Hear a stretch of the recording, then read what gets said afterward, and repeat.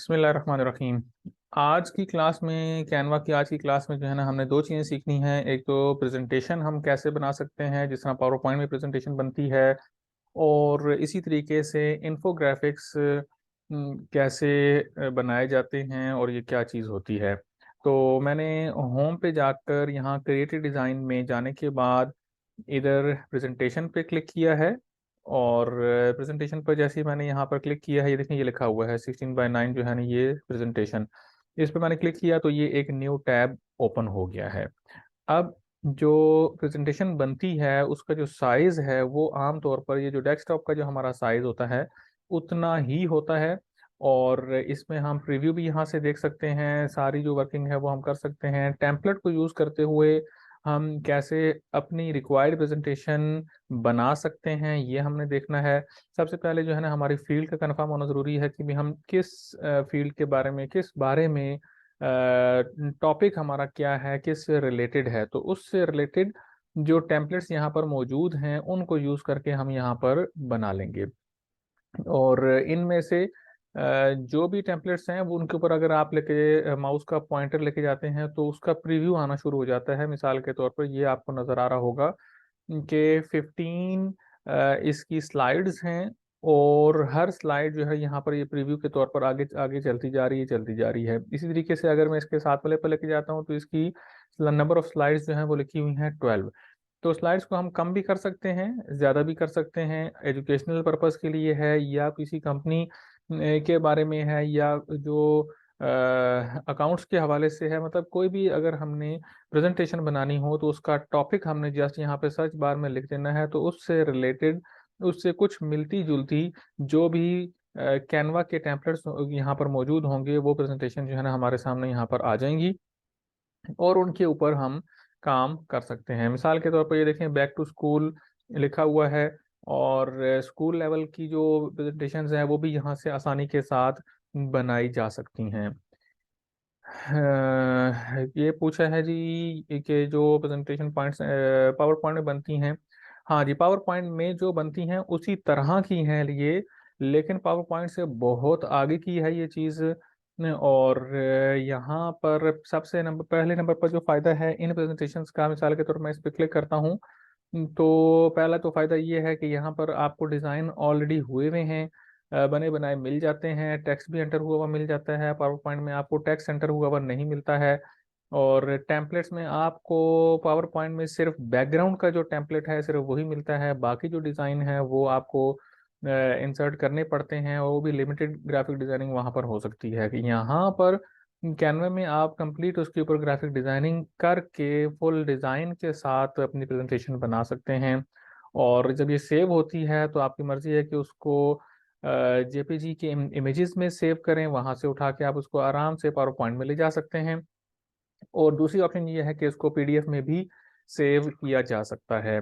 तो देखिए मैंने पहले इस पर क्लिक किया है, अगेन मैं वापस जाता हूँ। एक टेम्पलेट हम यहाँ से लेते हैं जिसमें ये लिखा हुआ है बैक टू स्कूल। अब बैक टू स्कूल पे जैसे ही मैं किसी एक प्रेजेंटेशन पर क्लिक करूंगा, किसी भी प्रेजेंटेशन पे, तो उस पर क्लिक करने से होगा ये कि जितनी उसकी स्लाइड्स हैं सारी की सारी यहाँ पर शो हो जाएंगी। लाइक इसमें 11 पेजेस ऊपर लिखा हुआ आ रहा है। तो आप अगर इन सारे के सारे को इकट्ठा अगर आपने ओपन करना है तो अप्लाई ऑल 11 पेजेस पे क्लिक कर देना है। अगर आपने सारी आपको नहीं चाहिए हैं, आपने फर्स्ट लेनी है फिर उसके बाद सेकंड या थर्ड के बाद फोर्थ आप ले लेते हैं, दरम्यान से कुछ स्किप करना है, तो फिर आपको वन बाय वन क्लिक करना है। जैसे जैसे एक दफ़ा एक इस पर क्लिक करेंगे यहाँ पर वो पेज जम करके आ जाएगा। उसके बाद आपने ऐड अ पेज करना है, फिर दूसरे पेज पर क्लिक करना है, वो यहाँ पर आ जाएगा। लाइक मैंने यहाँ पर इस पर क्लिक किया तो ये पहला पेज आ गया। उसके बाद मैंने ऐड अ पेज पे क्लिक करना है, उसके बाद ये दूसरे नंबर वाले पे मैं क्लिक करूँगा, और यूं ऐड अ पेज करके हमें एक एक करके यहाँ पर लाना पड़ता है अगर हम अप्लाई टू ऑल नहीं करते हैं तो।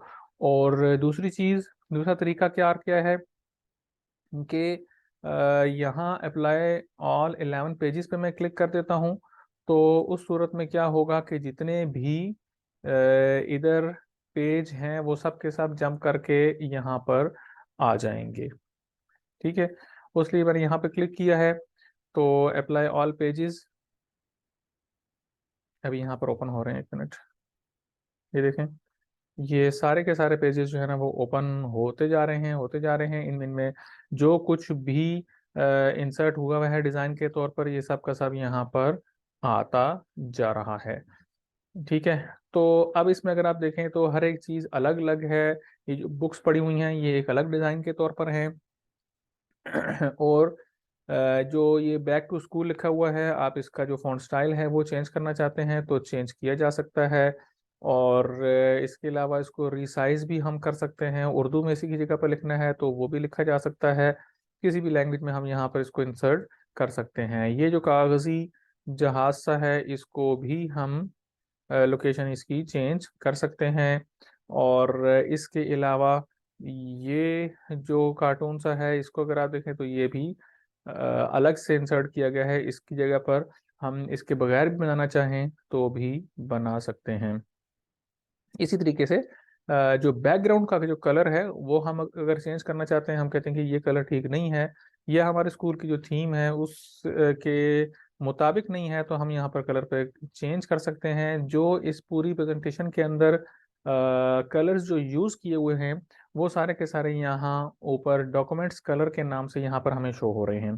तो इनमें से कोई भी कलर चूज़ कर लें, या ये देखें कि इन बॉक्स में से कोई कलर चूज़ किया हुआ है तो वो कर सकते हैं, नहीं तो हम अपनी मर्जी से इधर से कोई और कलर अगर हम चेंज करना चाहते हैं तो वो एक एक करके हर एक पर अप्लाई किया जा सकता है। तो ये वाइट कलर, या हर एक में अगर हमने हर पेज के लिए अलग अलग बैकग्राउंड को रखना है वो भी किया जा सकता है। और अगर हम ये चाहते हैं कि इसमें शेडेड बैकग्राउंड कोई और हम लेकर आना चाहते हैं जो कि कैनवा की गैलरी में मौजूद हो, वहाँ से पिक करके भी हम इसके ऊपर यहाँ इंसर्ट कर सकते हैं। ठीक है। तो ये एक बैकग्राउंड की चेंज करने के हवाले से, और थोड़ी बहुत ही जो मजीद इसके अंदर एडिटिंग है, ये देखें ये पीछे जो ग्रीन बोर्ड है ये भी एक अलग से एक डिज़ाइन है जो कि एलिमेंट्स में से यहाँ पर लाया गया है। तो ये छोटी मोटी चेंजेस करके हम इसके अंदर काम मज़ीद अपना कर सकते हैं। इसके बाद आगे जितने भी डिज़ाइन यहाँ पर अप्लाई किए हुए हैं वो सब के सब एडिटेबल हैं। कोई भी ये देखें ये फ्रेम है, फ्रेम के अंदर ये पिक्चर इंसर्ट की गई है। असल में ये पिक्चर इसके अंदर ये देखें ये अलग से है। हम यहाँ पर जो पिक्चर के अंदर है उसको भी यहाँ पर ला सकते हैं। फ्रेम को अगर हम चेंज करना चाहते हैं तो वो भी कर सकते हैं। बेसिकली यहाँ पर फ्रेम इंसर्ट हुआ हुआ है, इसका बॉर्डर आपने चेंज करना है या और कुछ इसके अंदर अपनी तस्वीर लेकर आनी है तो इसमें डबल क्लिक करने के बाद आपने इसको डिलीट कर देना है। और अपलोड्स में से जाकर आपके पास अपनी कोई पिक्चर है या स्कूल का कोई मोनोग्राम है जो कि आपने यहाँ पर लगाना है तो वो बहुत आसानी के साथ इधर आ जाएगा। ठीक है जी। तो यहाँ से मिसाल के तौर पर ये डिज़ाइन सा हमने उस दिन बनाया था, इसके अंदर हमने ये लगाना है तो उठा के इसके अंदर हमने रख दिया और ये इधर आ गया है। और इसके बाद ये चीज़ें और क्लास स्केड्यूल के नाम से, मतलब फिर तो प्रेजेंटेशन में डिपेंड करता है कि आपने क्या क्या चीज़ आपकी रिक्वायरमेंट में है। और जब हम प्रेजेंटेशन बनाते हैं तो कंटेंट हमारे पास पहले से मौजूद होता है, चाहे वो रफ फॉर्म में हो या टाइप फॉर्म में हो। अगर तो टाइप फॉर्म में है फिर तो जल्दी बन जाती है, उसके लिए आपने वर्ड की फाइल में साथ साथ उसको ओपन करके रखा होता है, वहाँ से हम कॉपी पेस्ट कर लेते हैं।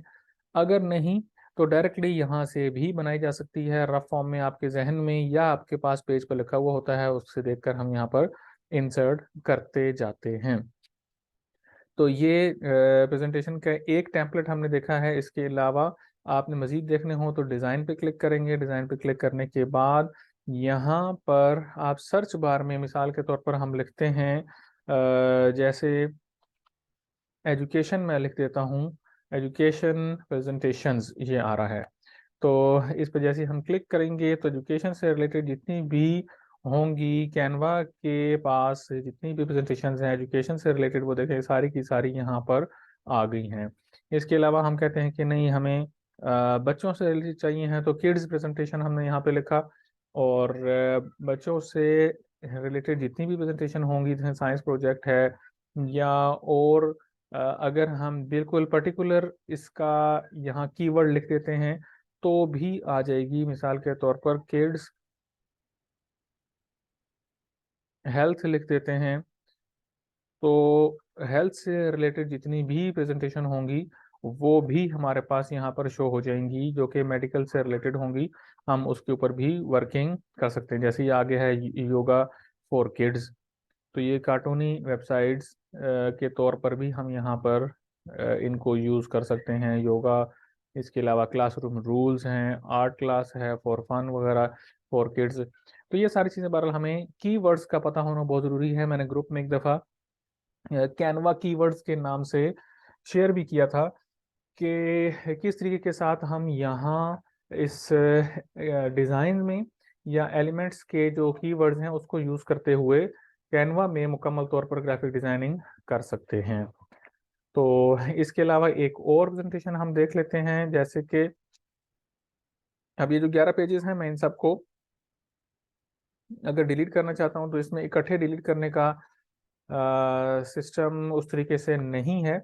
और प्रेजेंटेशन ये कैसे शो होगी ये भी अभी हम देखते हैं। मिसाल के तौर पर ये कंपनी प्रोफाइल है, इस पर मैंने क्लिक किया है और अप्लाई ऑल 12 पेजेस मैंने कर दिया है। तो अभी ये सारे के सारे यहाँ पर ओपन हो जाएंगे। अब हम फर्ज कर लेते हैं कि हमने इन सब पर काम कर लिया है और अब इसका प्रीव्यू हम देखना चाहते हैं कि ये कैसे शो होगी और कितने कितने सेकंड के बाद आगे आगे नई स्लाइड खुद ब खुद से चलेगी या हमें चलानी पड़ेगी। तो पहली बात ये है कि जब हमने प्रेजेंटेशन देनी है वो प्रेजेंटेशन जो कि कैनवा में बनी हुई है, तो उसको समझ लें कि अगर हमने कैनवा की प्रेजेंटेशन जो हमने यहाँ पर बनाई है, हम उसको पावर पॉइंट पर कैसे ले जाएंगे या पावर पॉइंट पर ले जाए बगैर कैसे प्रेजेंटेशन देंगे। तो पहली बात तो यह कि पावर पॉइंट पर ले जाने की ज़रूरत ही नहीं है।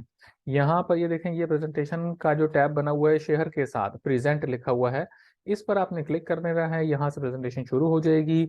अगर अगर नेट ऑन होगा तो यहाँ पर आप इसके ज़रिए से प्रेजेंट कर सकते हैं और इसके लिए बहुत ज़्यादा हैवी नेट की ज़रूरत नहीं है। बाद औक़ात ऐसे होता है कि अगर आपने बना ली है, बनाने के बाद अगर आपने नेट ऑफ भी कर दिया है तो तब भी ये प्रेजेंटेशन कहीं नहीं जाएगी। यहाँ से आप इस पर क्लिक करके प्रेजेंट उसको कर सकते हैं। ठीक है, तो नेट ऑफ होने के बावजूद भी इसको प्रेजेंट करेंगे। हाँ, इतना ज़रूर है कि जो बहुत सारी यहाँ पर जो ऑप्शंस एडिटिंग की अवेलेबल हैं वो उस टाइम ऑफ हो जाएंगी अगर नेट ऑफ किया हुआ होगा तो। लेकिन जो करंट प्रेजेंटेशन आपने तैयार की हुई होगी वो कहीं भी नहीं जाएगी, उसमें अंदर कुछ चेंजेस नहीं होंगी। अब मैंने प्रेजेंट पे क्लिक किया है। प्रेजेंट पे जब मैं क्लिक करता हूँ तो इसमें जो ऑप्शंस आ रही हैं उन सबको आप देख लीजिएगा कि ऑटो प्ले पे अगर आपने करना है तो हर 5 सेकंड, ये देखें ये टाइम लगा हुआ है, हर 5 सेकंड के बाद नई स्लाइड ऑटोमेटिकली आ जाएगी। प्रेजेंट एंड रिकॉर्ड पे अगर आप क्लिक करते हैं तो कैनवा में अपना रिकॉर्डिंग का सिस्टम भी है, वो उसको रिकॉर्ड भी कर देगा, जो भी हम बोलेंगे तो वो भी साथ साथ रिकॉर्ड होता जाएगा। इसके बाद प्रेजेंटर व्यू है और प्रेजेंट फुल स्क्रीन है, ये दोनों तकरीबन एक जैसे हैं। एक प्रेजेंटर व्यू के अंदर जो है ना साथ एक छोटी सी स्क्रीन आ रही होती है और प्रेजेंट फुल स्क्रीन के अंदर साथ एक्स्ट्रा स्क्रीन नहीं आ रही होती है। तो आमतौर पर जब हम प्रेजेंटेशन देते हैं या कोई भी देता है तो उसमें प्रेजेंट फुल स्क्रीन ज़्यादा हेल्पफुल होता है। तो इसका डेमो के तौर पर हम यहाँ पे चेक करते हैं कि ये जो 12 पेजेस हमने बनाए हैं इसकी प्रेजेंटेशन अगर हम देना चाहें तो कैसे शो करेगा। तो प्रेजेंट फुल स्क्रीन पर मैंने क्लिक कर दिया और अभी जो है यहाँ पर ये सिलेक्ट करना है बेसिकली। यहाँ से मिसाल के तौर पर मैं ये सिलेक्ट करता हूँ या ये सिलेक्ट करता हूँ। प्रेजेंट फुल स्क्रीन पर आपने क्लिक किया और उसके बाद ये नीचे प्रेजेंट लिखा हुआ आ रहा है, इस पर आपने क्लिक कर देना है। जैसे ही मैं इस पर क्लिक करता हूँ तो ये देखें कि ये माउस का जो पॉइंटर है ये एक अलग से आ रहा है और ये अभी खुद ब खुद से आगे नहीं जाएगा, इसको क्लिक करना पड़ेगा। अगर हम क्लिक नहीं करते हैं तो मे बी 5 सेकंड का जो टाइम इस पे लगा हुआ है उसके ज़रिए से अगली इसकी स्क्रीन शो हो जाती है। अगर नहीं होती तो फिर हमें एरो की के ज़रिए से या माउस के क्लिक के ज़रिए से हम इसमें आगे जा सकते हैं। जैसा मैंने ये क्लिक किया तो ये अगली जो स्लाइड है वो ओपन हो गई है और इस स्लाइड में भी इन पर जो ये लिखा हुआ है इसके ऊपर इफेक्ट्स लगे हुए हैं। लाइक मैं पिछली स्पेस पे जाता हूँ और आप ये देखें ये कंपनी का नाम लिखा हुआ यूं ऐसे आगे आया है, यहाँ से एक चीज़ ऊपर आई है, उधर से नीचे आई है। जैसे हम आगे चलते हैं, ये देखें ये जो चीज़ें मूव कर रही हैं बेसिकली, इसके ऊपर एनिमेशन लगाई हुई है, इफेक्ट्स लगाए हुए हैं, इसलिए ये मूव कर रही हैं, जिस तरीके से हम पावर पॉइंट में लगा सकते हैं। नेक्स्ट हम देखते हैं, तो ये देखें हर एक चीज़ अलग अलग मूव करके आ रही है। तो ये जो टेक्स्ट के इफेक्ट्स हैं वो इसके ऊपर अप्लाई किए हुए हैं। और किस नंबर तक हम पहुंच गए हैं, तो माउस को अगर हमने मूव करना है तो ये देखें यहाँ पे नीचे लेफ्ट डाउन साइड पर ये लिखा हुआ है 7/12। तो ये 7 नंबर स्लाइड है जो अभी इस टाइम ओपन हुई हुई है। और यहाँ पर ये जो बटन है ये कैनवा लाइव क्वेश्चन आंसर्स के लिए जो है ना यहाँ पर ये किया हुआ है। लेकिन खैर हम आगे अगर इसको ओपन प्रेजेंटर व्यू पे अगर हम क्लिक कर देते हैं कि प्रेजेंटर व्यू कैसा शो होता है, तो उसके लिए ये अलग से एक ये विंडो ओपन होगी। आपको मैंने बताया था कि साथ एक छोटी सी स्क्रीन ओपन हो जाती है।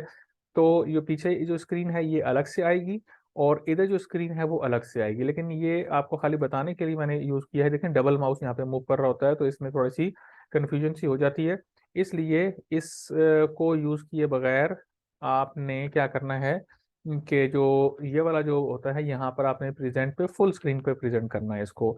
चैट बॉक्स में इज रिकॉर्डिंग ऑन, जी रिकॉर्डिंग ऑन है, रिकॉर्डिंग जो है वो ऑन हुई भी है, ये हो रही है। प्रेजेंट पे मैंने अगेन क्लिक किया, प्रेजेंट फुल स्क्रीन पे क्लिक किया और प्रेजेंट पे कर दिया। तो जितना भी आप शो कर रहे होंगे जहां पर आपने लास्ट छोड़ा है वहीं से ओपन हो रहा है।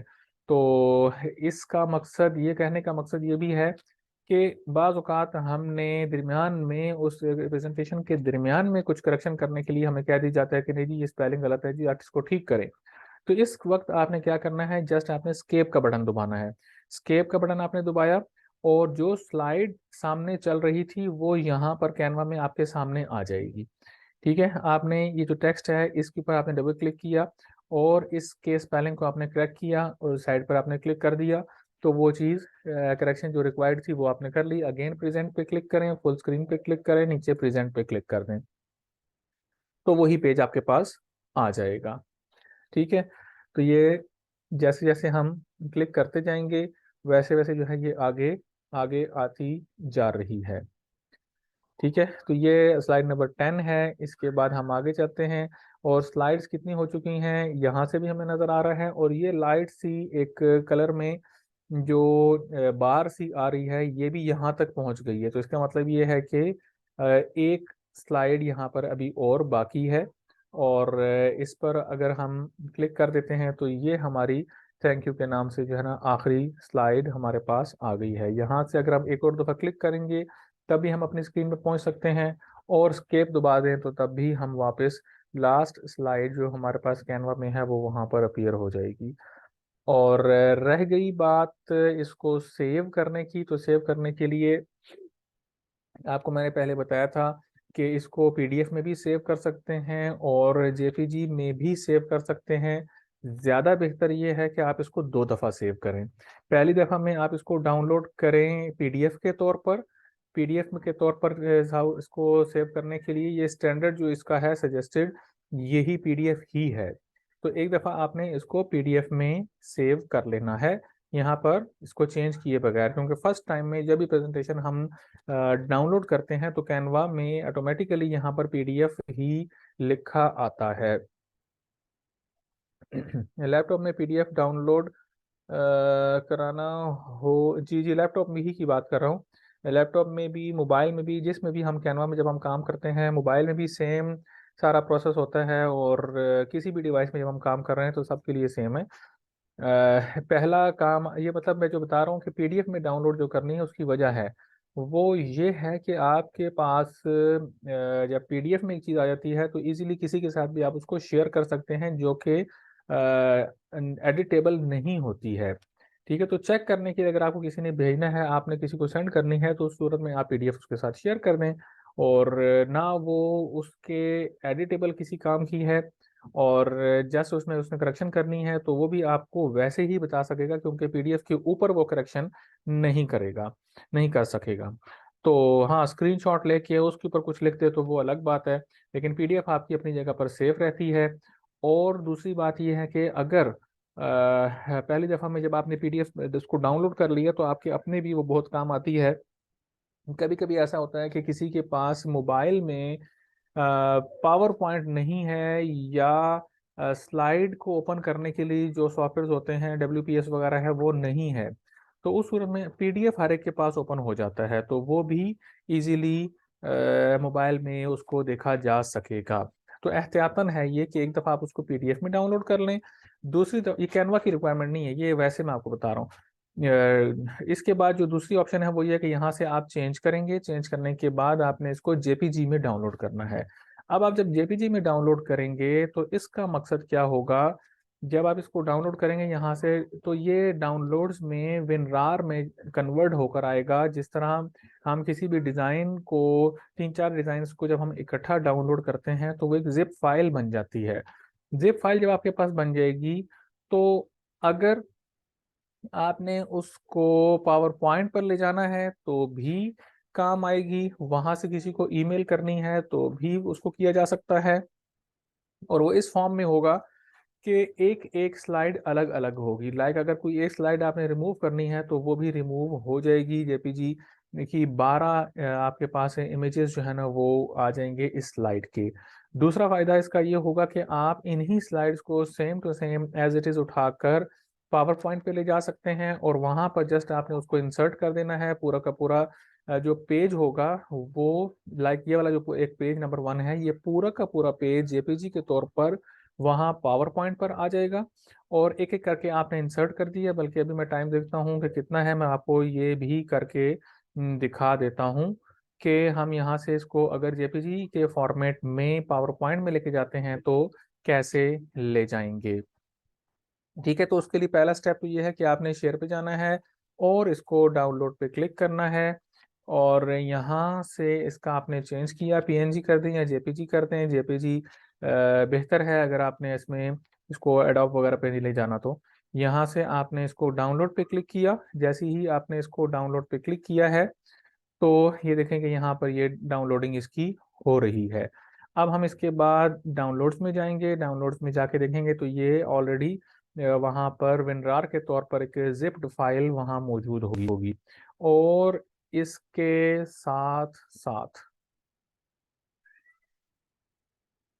यहाँ पर ये देखिए मैनेजिंग डायरेक्टर के नाम से जिप होकर ये फाइल यहाँ पर पास आ गई है। इसके साथ साथ हम क्या करते हैं कि पावर पॉइंट भी ओपन कर लेते हैं कि ये अल्लाह करे जल्दी ओपन हो जाए, क्योंकि मैं उसको यूज़ नहीं करता हूँ। एक मिनट, थोड़ा सा हैंग हो गया है। हाँ, आ जाएगा अभी।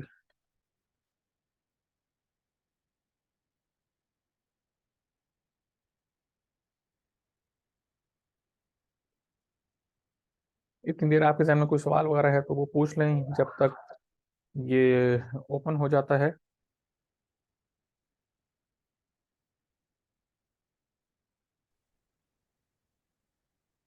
माइक्रोसॉफ्ट पावर पॉइंट,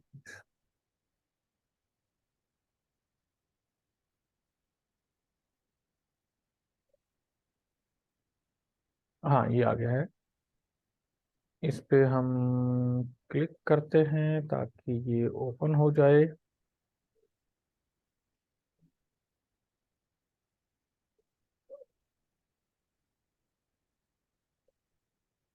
ये बस अभी ओपन हो जाएगा। अच्छा, इतनी देर हम जाके उसको अनजिप करते हैं। ये जो हमारे पास डाउनलोड हुआ है मैनेजिंग डायरेक्टर के नाम से जो हमने एक फाइल बनाई है, हम इसको शो इन फोल्डर्स करेंगे। शो इन फोल्डर्स कर लें या यहाँ से जाके डाउनलोड्स में डायरेक्ट पहुँच जाएं, वो भी किया जा सकता है। तो मैंने दोनों फोल्डर भी ओपन कर लिया है और पावर पॉइंट भी अभी यहाँ पर ओपन हो जाएगा।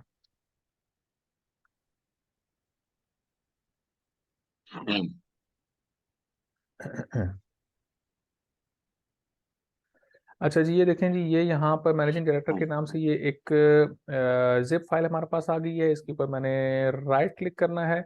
राइट क्लिक करने के बाद अच्छा एक काम और भी किया करें कि जब आपने यहाँ पर इसको डाउनलोड कर लिया तो इसी जगह पर इसको जिप करने से पहले जो है ना न्यू फोल्डर पे क्लिक करें। एक न्यू फोल्डर आपके पास आ जाए, यहाँ से इसको ड्रैग करके इस वाले फोल्डर के अंदर ले जाएं।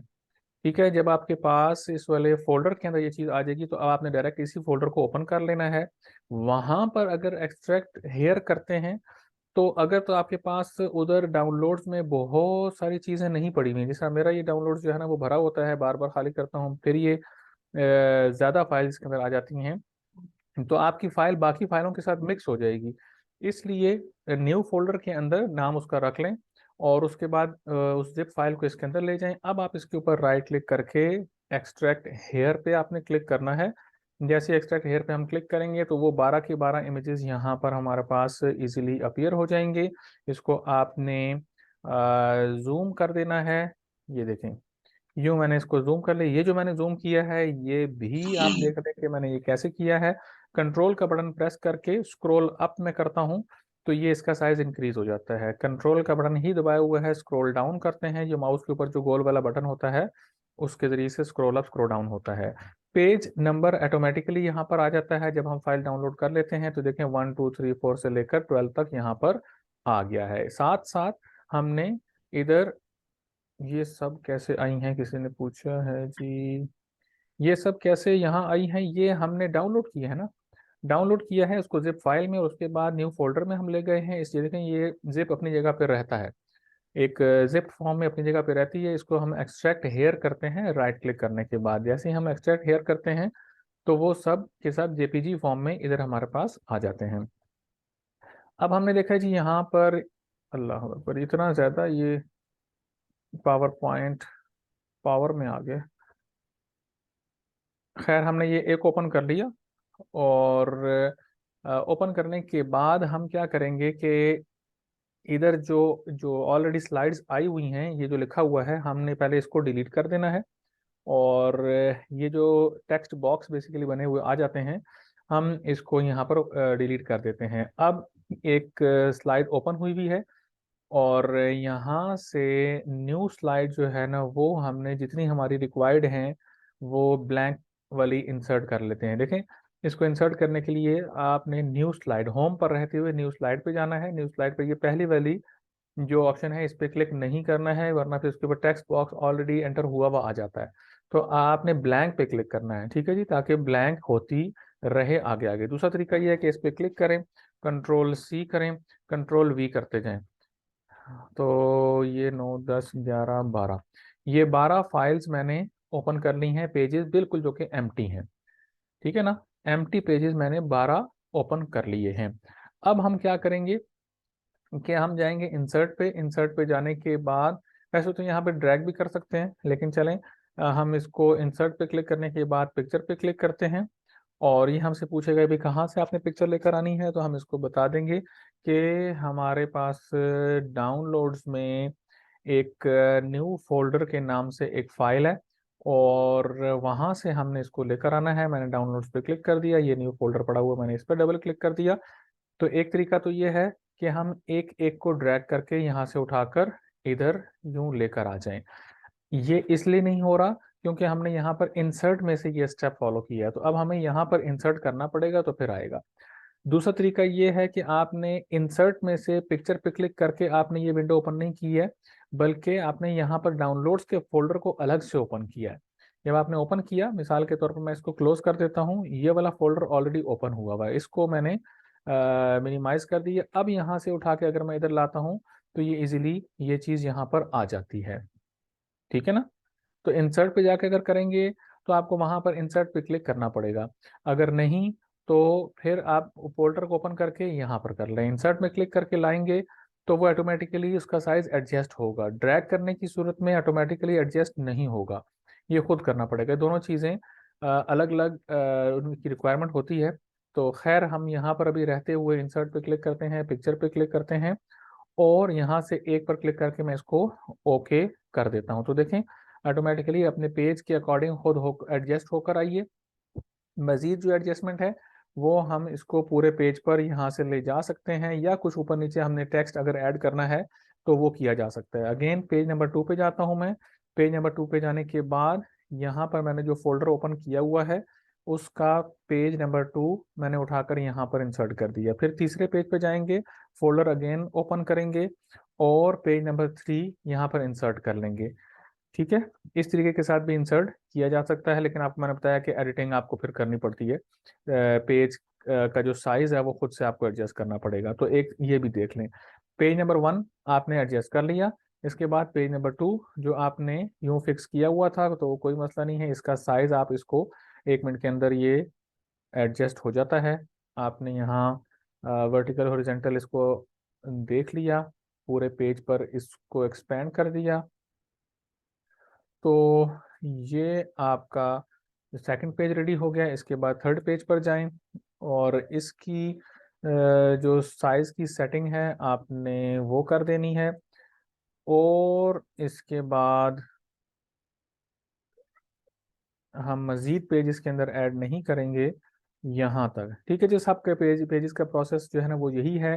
अब आपकी जो पावर पॉइंट की प्रेजेंटेशन है वो सारी उसी तरीके से रेडी हो गई है। इसके ऊपर अगर आपने टेक्स्ट लिखना है तो वो भी लिखा जा सकता है। इंसर्ट में जाके यहाँ पर वर्ड आर्ट के जरिए से कर लें, टेक्स्ट बॉक्स ऐड कर लें, लेकिन जो ये पहले से आप लिख कर वहाँ से इधर लेकर आए हैं ये चेंज जो है ना वो नहीं होगा, क्योंकि ये इमेज की सूरत इख्तियार कर गया हुआ है। तो अब आपने प्रेजेंटेशन देखनी है तो ये जगह बनी हुई होती है, यहाँ से आप स्लाइड शो पे क्लिक करते हैं। स्लाइड शो की सूरत में क्या होता है कि आपको स्लाइड के लिहाज से जो है ना वो शो करता है। ठीक है ना, तो ये यूं लेफ्ट लेफ्ट करते जाएंगे तो आपको जितने भी पेजेस आपने बनाए होंगे वो शो हो जाएंगे। ठीक है जी, तो ये आज की क्लास में हम ये एक चीज़ कर सके हैं। नेक्स्ट क्लास में हम इंफोग्राफिक भी कर लेंगे। तो ये आज की क्लास हमने मुकम्मल कर ली है। और इसमें अगर कोई सवाल वगैरह हो तो आप फिर मुझे ग्रुप में पूछ लीजिएगा, क्योंकि लेस देन 1 मिनट रह गया है, क्लास ख़त्म हो जाएगी। और पावर पॉइंट पर जब आप जेपीजी लेकर जाएंगे तो फिर ये याद रखें कि वहाँ पर जिस तरह इधर जो इफ़ेक्ट्स लगे हुए हैं वो वहाँ पर शो नहीं होंगे, क्योंकि ये तो आपने तस्वीर बना दी ना। इधर तो इफ़ेक्ट वाली है, यहाँ पर एडिटेबल है। वहां पर चूंकि इमेज बन चुका है तो इसलिए ये कंपनी का नाम उधर से चलता फिरता वो इधर नहीं आएगा। उधर डायरेक्ट इमेज आपको शो हो रहा होता है जिस तरह ये है। तो अब आप देखेंगे इधर स्लाइड शो जब आप करते हैं तो कुछ भी मूव करता हुआ नजर नहीं आता।